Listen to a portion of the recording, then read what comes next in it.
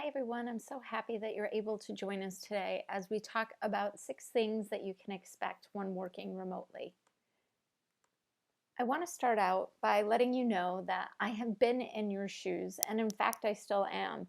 Even before the current situation that we are in, I started working from home unexpectedly.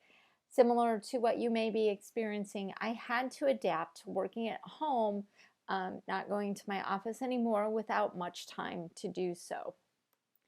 What I'm going to offer you today is the voice of experience, of my experience. I've been working at home for more than 15 years. Sometimes I've worked at home full time. Sometimes I have worked at a home where it has only been a part of my job, so a couple days a week or on an as-needed basis. But what I want to share with you today is the experiences I've had as I've worked at home from the time I've started as I've been going through it. What I want you to know as we go through this is that whatever you're feeling and whatever you're experiencing is completely normal. It is not just you. Everybody who starts to work from home feels and experiences the same things that you are experiencing right now. What I want to do is share a couple of the most common things that you might experience and then give you an idea or two about how you might address that. So let's get started. Number 1, you will get distracted. There are likely many more things that are happening in your home than what was happening in your office. All right, maybe not more things, but more different things, especially things that don't relate to work. Now, all of a sudden in your workspace, you likely have your family, maybe roommates, some pets, that overflowing laundry basket, full of clothes that you need to watch, and even that light bulb that you keep catching out of the corner of your eye that you've been meaning to change. One of the things that you can do is you can set expectations. It's a great way to address those distractions that you're likely to encounter. When you set expectations, you want to set expectations with others as well as with yourself. So for starters, remind the others in your house that you're working. Let them know that you're going to be working and set a specific time of when you'll take a small break to chat with them or to address their needs. This is especially helpful when you have small people who are suddenly now inhabiting your workspace. Simply letting them know that you're going to work for a couple of hours. I'm going to work for 2 hours at 10 o'clock. I'm going to come out and you can tell me what you're doing is a great way to set expectations. In addition to setting expectations for the others, though, you also need to set expectations for yourself. So if we go back to that example of the light bulb that's burned out, when you think of something that you need to do around the house, which you invariably will because now you're in your house, what you should do is you should write it down on a list. The great thing about putting it on the list is, first of all, it gets it off of your mind. It's taken care of. It's written down. And then the other nice thing is at the end of your workday, you have a list that you can come back to of things that you know you need to take care of. Number 2, you may feel alone and lonely, especially in these times of social distancing. This can become even more prevalent. You know, when we were at work, you had people around you. Even if you didn't talk to the people in your office or all the people in your office, there were still people there. You had people that you saw in the morning that you said good morning as you were walking down the hallway. You saw people that you got to catch up on the latest episode of This Is Us as you were standing at the coffee machine. You had your lunch friends, you had your friends that maybe you saw on break, and working from home, you're going to miss this. Social distancing has made us feel more alone and lonely in general. You may be in your house or in your home without anyone else there. So something that you can do, one of the things that you can do, especially as you're working remotely, is that you can use technology in order to connect with people. So one thing you can do is you can use chat to say good morning to your coworkers. When you start your workday, log into whatever chat program you're using and just say, hey, good morning, just like you would say if you were walking down the hallway and saw them. You can also use technology to do things like make virtual lunch dates. So just like we're using video and audio conferencing for our meetings and to get our work done, use those same technologies to still have lunch with your lunch friends. So schedule a time, get on a video call, and have your lunch, bring your lunch and have your lunch that way. You won't feel quite as alone because you will still have those opportunities to talk to people. Number 3, separating work and home is hard. It can become very difficult to separate and to balance those things. It's much more challenging now that we're working from home. So it used to be that you would be home in the morning, you would do your home stuff in the morning, and then you would leave for work. Go to work, you do your work stuff. At the end of your work day, your work stuff, you would leave all your work stuff there. You would go back home and do your home stuff. Now, working is home, which makes it much harder to separate when you're working from when you're homing. One of the things that you can do to help find this balance and really maintain this separation is to actually go to work. So the first thing is make sure that you actually keep a work schedule. Have a start time for working just like you were doing when you were going to the office. Even if that time has to shift a bit, have a time that you start work. And at that work start time, go to work and start working. Do the same thing on the back end of your day. When your work day is over, figure out what time the end of your work day is going to be. At that time, leave your work and end working. You want to also physically go to work even when you're in your home. So you should designate a workspace in your home and actually go to that space at the start of your workday and leave it at the end of your workday. One thing with going to work is you want to think about those little rituals that you can have even when you're at home, when you're going to work and starting your workday as well as ending it. So maybe it's grabbing that cup of coffee and sitting down at your workspace and opening your computer every single day at the start of your workday. And maybe at the end of your workday, it is putting some things away and closing your computer as well. What you want to make sure that you do to maintain that balance and separation is actually make sure, even though you're in your home, that you go to work. Number 4, when we talk about going to work, is that it may be really hard to find a place to work. You might not have a room in your home that is a dedicated workspace or office. You might not have a separate room that you can even make into your office. Or even if you have space or not, you might not have all the furniture like you have had in your office workspace. You're used to going into an office where you have likely a very defined space that is where you do your work, and you have your desk and your chair and whatever other things that you need. And now you've moved into your home and you have to figure out where are you going to work and how are you going to make space to work. So one of the things that you can do to address this is to make sure that you create a dedicated workspace. So try to find a room or a space that you can close off from the rest of your home. Ideally, it will be someplace with a door so you can truly go to work and close off that space, especially if you have other humans or fur babies. It's really nice to be able to shut off your workspace from other parts of your house. If it's not possible to find a separate room that you can use, try, if you can, to find a space that is at least away from where you sleep or where you eat. So even if it's just a little bit away, somewhere away from where you typically sleep or eat is a great choice for finding a dedicated workspace.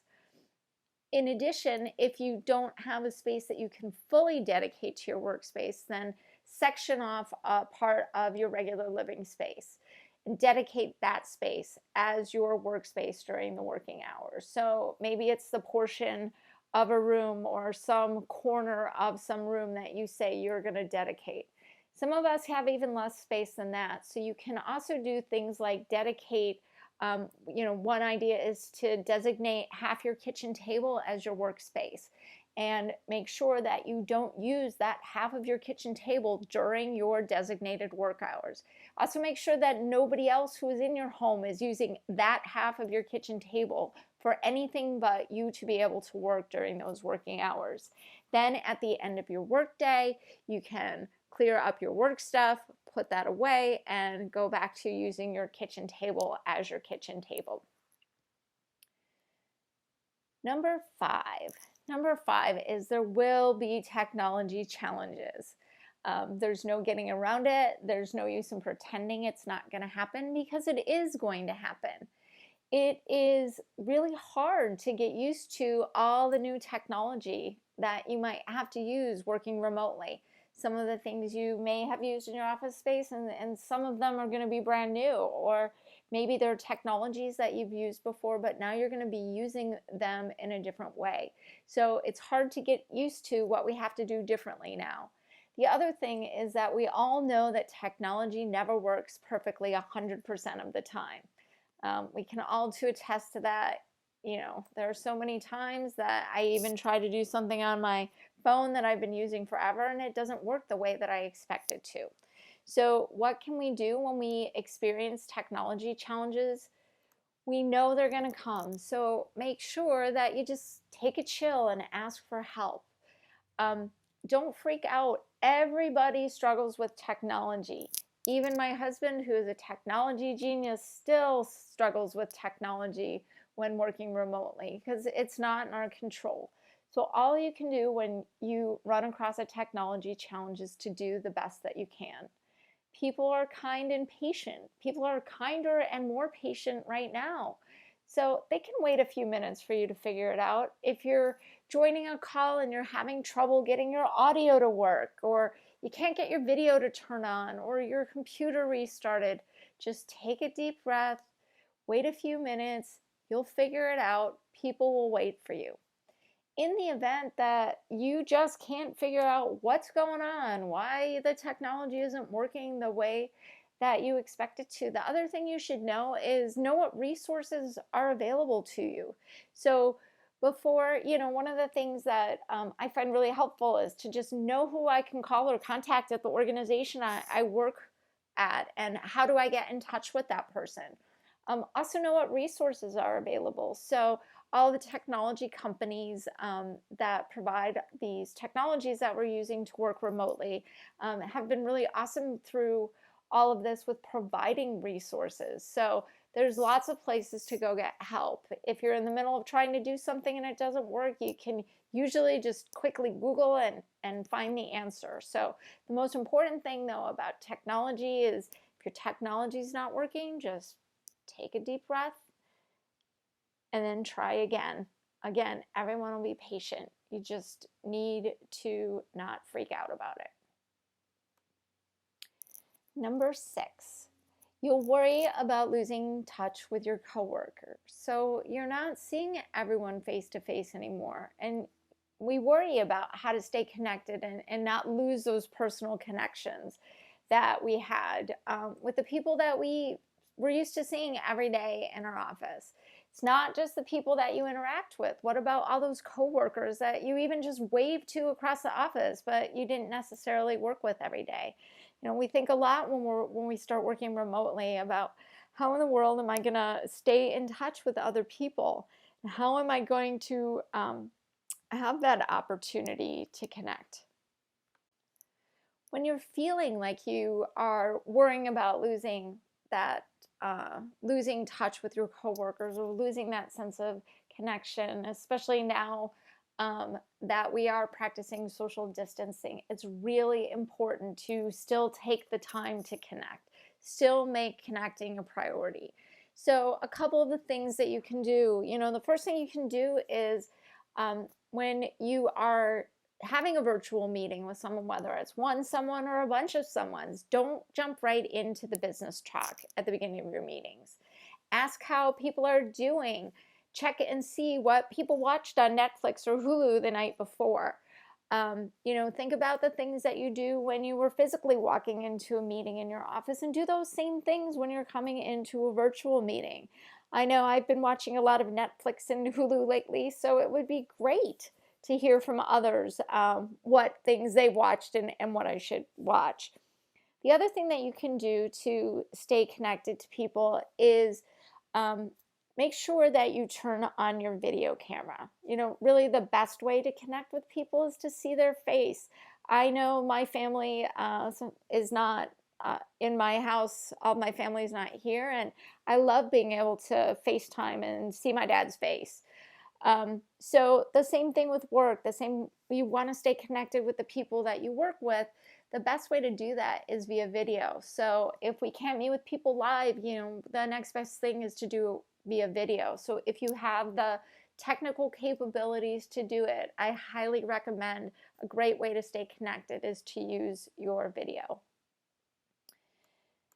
So to bring that all back together, 6 things that you can expect when you're working remotely is, first and foremost, you're going to get distracted. So make sure that you set expectations with others in your house and with yourself about when you're working and when you're not going to be working. Number 2, you may feel alone and lonely. So use technology to connect. Use technology as a way to say good morning to people or set up virtual meetings with them so that you can minimize that feeling of being alone. Number 3, separating work and home is hard.